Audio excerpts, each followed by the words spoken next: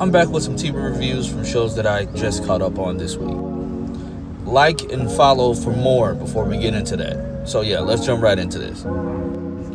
I finally got to watch the first episode of Boston Blue. I'll be watching the second episode tonight because I watch everything on streaming, so I have to watch it the day after. That's neither here nor there.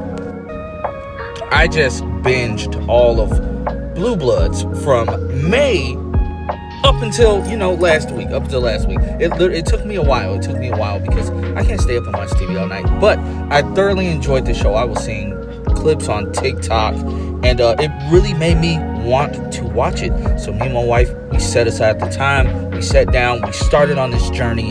And man, Blue Bloods never had a bad episode in my opinion. That was an amazing show. It's an amazing show with a good premise, a wonderful cast, and like the casting for the family is spot on. Everybody looks like they could potentially be related to each other. I love the family dynamics. I love the inner workings of the NYPD as portrayed in this show. And going into this show, I knew that they had a spinoff coming. I did not know that we would see Aaron pop up. I did not know that we would find out that Baez and Danny became an item, which honestly, me and my wife, we were hoping for. We were hoping that they would, show something like some little, drop a few little nuggets in the series finale of Blue Bloods.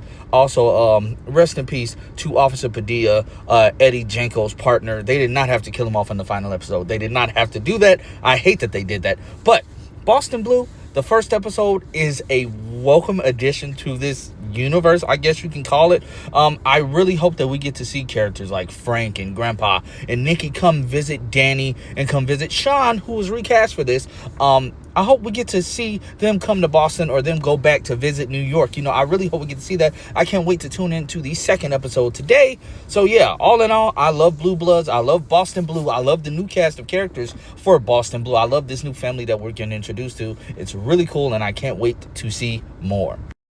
I had 3 episodes of High Potential that I missed out on, and every single one of them were bangers. Again, getting introduced to the new captain, that's interesting, especially since I just love Steve Howey. Like, it's nothing he's in that I have not instantly fell in love with. Shameless, Reba. He even showed up on Reba's new show, Happy's Place, last season. So yeah, wonderful actor. And he fits in well with the rest of the season regulars, or whatever. He fits in real well with them. I'm getting tongue tied because these episodes have me excited, especially the Halloween episode. We have the recurring theme of them trying to figure out what happened to her husband, her daughter's father. We're trying to figure out what happened to him, that whole mystery. She finally does get the bag. We do see her and her daughter clashing a little bit in these episodes, but the episode that stuck out to me the most was it was the Halloween themed episode.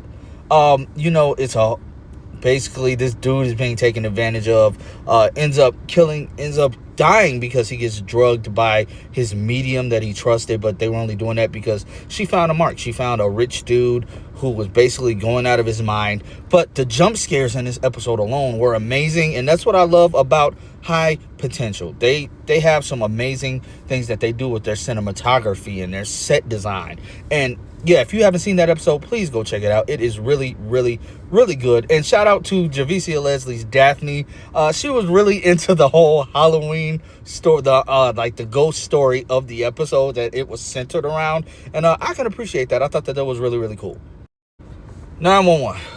Athena, what are you and Hen still doing in space? I did not know that this was going to be a 4-part series starter. I thought we would be done in like 2 or 3 episodes, but no, we're going into episode 4 this upcoming week, and you guys are still in space. The kid the tech bro that's up there with y'all, he's done potentially died twice. The lady that's up there, she's engaged to the guy who sent you up there in the first place, and he's a piece of crap. Mark Consuelos always plays a jerk, always plays somebody who's only in it for themselves.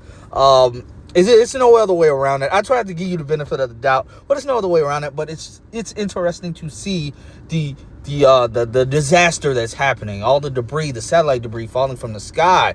It's affecting the remote Uber cars, like the smart cars or whatever. The very first thing that the team encounters, and yes, Harry decided to hop in the fire truck, the engine, along with them and go and see all of this stuff, and he's freaked out. Of course, let's not forget what he said about his mom and the fact that she keeps losing husbands. But I get it. He's grieving. I love that Harry and May are having these type of conversations because he's able to vent. He's able to vent, and I can appreciate that. I like that storytelling.